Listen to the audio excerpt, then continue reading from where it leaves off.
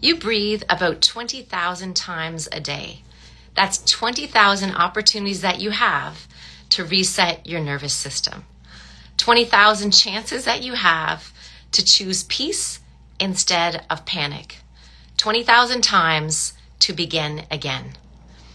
So what if most of us are breathing not in the mode of peace, but in the mode of survival? This is what I began to see again and again in so many of my patients. And I like to start off with the breath because so many of us have forgot the breath as one of the most essential tools that can help us to regulate our nervous system. So what is the breath? It really is the remote control of our nervous system. So if you want to turn the TV up or down, you get that little flicker out, right? You change your channel, you change the volume, you know how to do it with the remote control. Well, guess what? We have a built-in remote control within our body. And this remote control, once we become aware of it, we can learn to regulate it. And with this one little opportunity that we have, and we get 20,000 times every single day, we can begin to amplify that remote control. We can bring on the good channels. We can amplify it for peace, or we can amplify it for panic. So I think many of us are living in this state of reactivity. In reaction, of course, it becomes automatic. You know, our body is here. It's designed to keep us safe. So any small little thing, the body's going to say, okay, let's react quickly because we don't want you to get hurt. We don't want you to get run over by a car. We don't want you to get burnt. But as our system does that again and again, then the system goes into this automatic response where things that really shouldn't bother us that much, by someone raising their voice or a loud sound, but our system becomes tuned into that.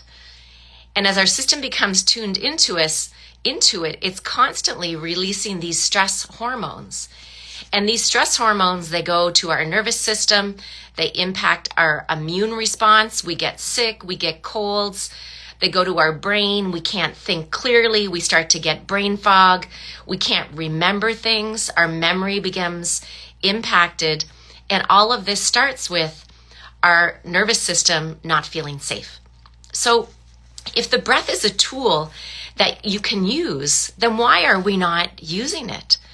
And I think a lot of it is because we don't consciously tune into our breath.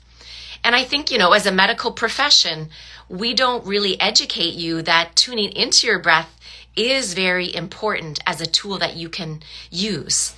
You're much more likely if you go to see your physician with high blood pressure that they'll give you a blood pressure medication.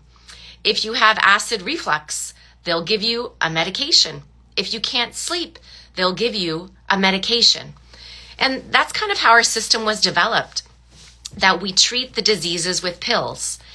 But I think the doctor of the future is one that says, okay, your blood pressure's up, or you have acid reflux, or you can't sleep. Let's take a moment to say, what's going on in your breath? And then you might begin to think about, wow, I never really thought about my breath before.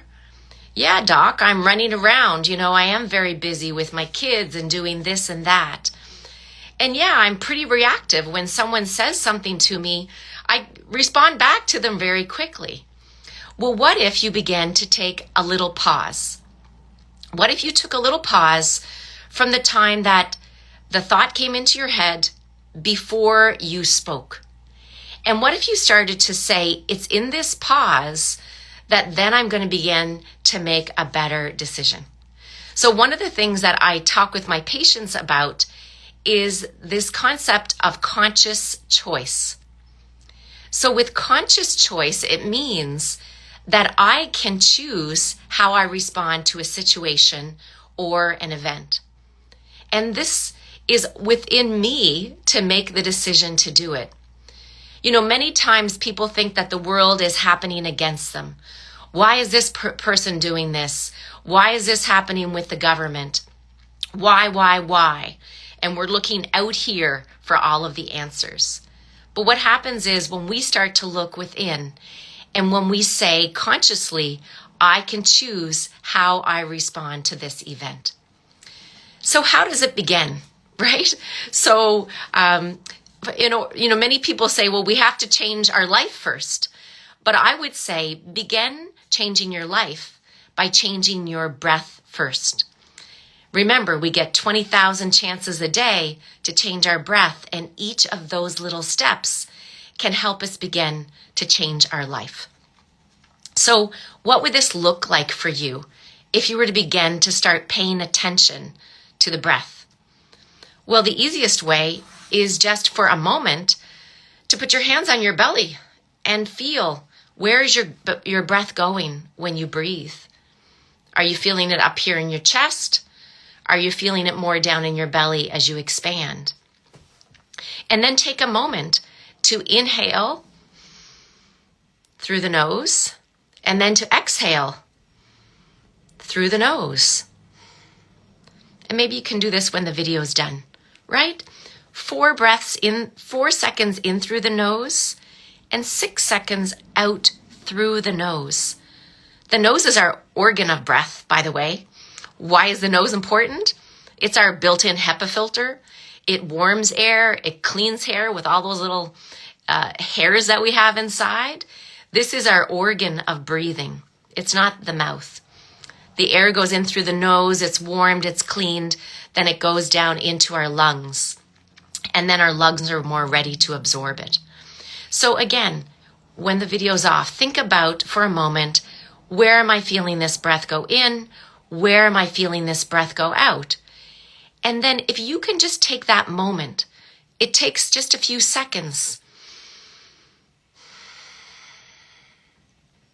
Take that pause before your breath. And maybe you won't have the time to always notice it right away, but maybe if you're home with your family, if you're with a group of friends, maybe don't always respond right away. Be the one that kind of stands back in the conversation a little bit. Take that little breath and then think about how you are going to respond. Because what you might start to see is that, okay, I'm going to choose different wording. Okay, my body is feeling more in a place of happiness right now. These are the moments of your life, right? You know, I always say, one of my mentors would say that our days are our life in kind of miniature, because it's how we live our days. It's how we live our life.